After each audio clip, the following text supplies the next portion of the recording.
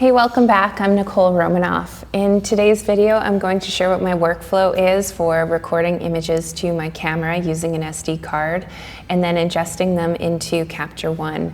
I'm going to share with you how I name my new sessions to keep myself very organized, and I can quickly retrieve any client project really simply using this system.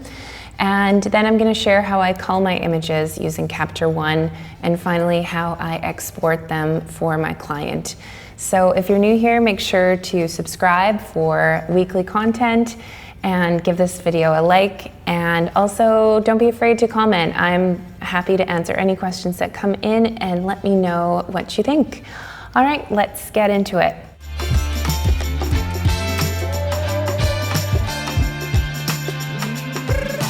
First of all, in terms of gear, I use the Canon R5, and when I use this camera, when I'm recording to SD, I always use two memory cards. I use a 128 gigabyte SanDisk card. It writes at 130 megabytes. I have a bunch of these and they have different speeds, but this is the one that's in my camera right now.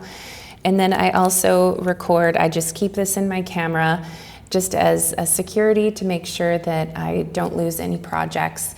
I have several projects on here. This is a 512 gigabyte card. It's super fast as well. It's an Angelbird card. I'll link it below so you can check it out. So once I finish a session, and as soon as I get to my office or my studio or my home, wherever I am, I take the memory card out. I leave the other one in the camera, like I said. I open Capture One, and then I start a new session.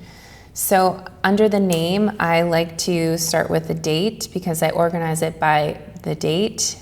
And I like to either have the client's name next, or I put what project I'm working on. So inside of this card are images from my last trip. So I'm just going to call it Road Trip. And I save this to my pictures, and I have that organized, which I will show you. So I start off by creating that session, and then I pop my memory card into my computer, and it should identify it right away, which it does. So I have a couple projects on here. And I'm going to, under this group overview, I'm going to disable groups. You can cull on the card, but I like to have everything transferred and then cull my projects. So starting here, this was the top of the image, and I'm just gonna press Shift to make sure that I select the images that I want imported. That's the last one. And then I click this box here. So there's 149 images that I'm going to import to my computer. So those are gonna load pretty quickly. And I'll just show you how I have that organized. So under my picture folder, I have them labeled by the date, 2024, and it just makes it really, really quick to find a client's project. When my hard disk or when my computer gets full, I transfer all of these projects to an external hard drive just for safekeeping, and I label that hard drive as well. So these are just loading. And what I love about using Capture One is this cull feature. I use this all the time. It saves me so much time. So I click the cull feature. I'm going to enable groups, and then I like to keep this, what I've found is keeping it around 83% works well for me. You can play around what works best for you, but I'll just show you, for example, the system that I use. So it pairs up images that are about 83% the same. And up here, it also has the eye, so I can tell if the image is in focus, which is so awesome. So here we are, we have two images that are fairly similar. I'm going to press 1 because I prefer this image, and then that will go into my starred folder. You can see under the rating up here that now there's one image, and then I press the down arrow for the next group. So between these images, I'm going to choose this one, and then I like this one out of this batch, and that was just a test. These were just me playing around in a hotel lobby. I like that one.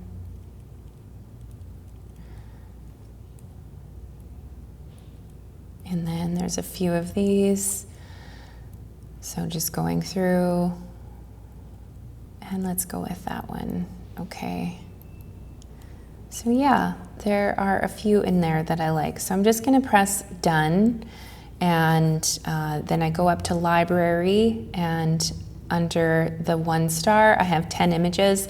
So sometimes with some projects, I'll have like a few hundred, or say I narrow it down from 1,000 to a few hundred. I'll just go through that cull process again. And what's cool is that you can just press this 1 star, and then it will enable groups within just this star rating folder. And then from there, I would probably press number 2 and so on and so forth, just to get it down to a reasonable level. So from there, I usually, just to get an idea of what I like on this image, I love these Beyond Film. They're called styles in Capture One. So I always like to see kind of like what this looks like. So let's say, I don't want it to be too much, but let's go with this one. I like the contrast F200, and then I would go back to my image layer, and you can bring up overall exposure just a touch, or a lot of the time I like to use brightness, but it all comes down to personal preference, really. You could pull up the shadows just a touch, and so for example, I think that looks okay. I also like with these presets, they have grain that you can add because it's a color image. I don't want the grain to be too much, so I'm going to choose soft. And just to double check what the grain looks like, if you go under the Refine tab, you can kind of get a sense of what that looks like by zooming right in and getting a sense of what the grain is. Yeah. Nice. So then from there, I click export up here.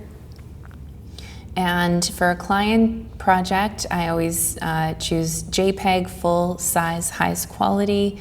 I would rename this file to, let's say, what it was called, road trip. And then I like to have my name in there as well. And then afterwards, let's see, yeah, that's gonna go to the session default. I'm gonna put this as JPEG, so the subfolder, so that it keeps it nice and organized. I'll show you what these session folders look like afterwards. So for the naming format, it's under job name. And so if you wanted to change this for whatever reason, there's a bunch of different options. You could do just the image name, but I like to do the job name because it's named after exactly what the session is. So I'm going to type job name, perfect. And then the full size would be pretty large, as you can tell, 23 megabytes. Most cases that is too large for most clients, unless they're blowing it up super huge. So in which case I like to do by height. So as you can see, I have 10 inches in here. Most of the time, people aren't going to be blowing them up more than that. If you know that they are, then you could do, say they're doing a 9 by 12, you could do 12 inches. That should be more than enough. And this is 300 pixels per inch. So now this has brought it down to 4 megabytes per image, so we'll just export that. And I'll show you what that folder looks like. So we'll go into my pictures folder and then under road trip. So it keeps it really organized for me. So here's all my raw files, which I love. And then under my output folder, there's the JPEGs folder with that final image. And it ended up being more like 5.6 megabytes. Let's have a look at it. Just double click and then it opens up. It looks good. I'm happy with it, and I would then send it to my client. So that is that. I hope you found that helpful. If you have any questions, make sure to write them in the comments below.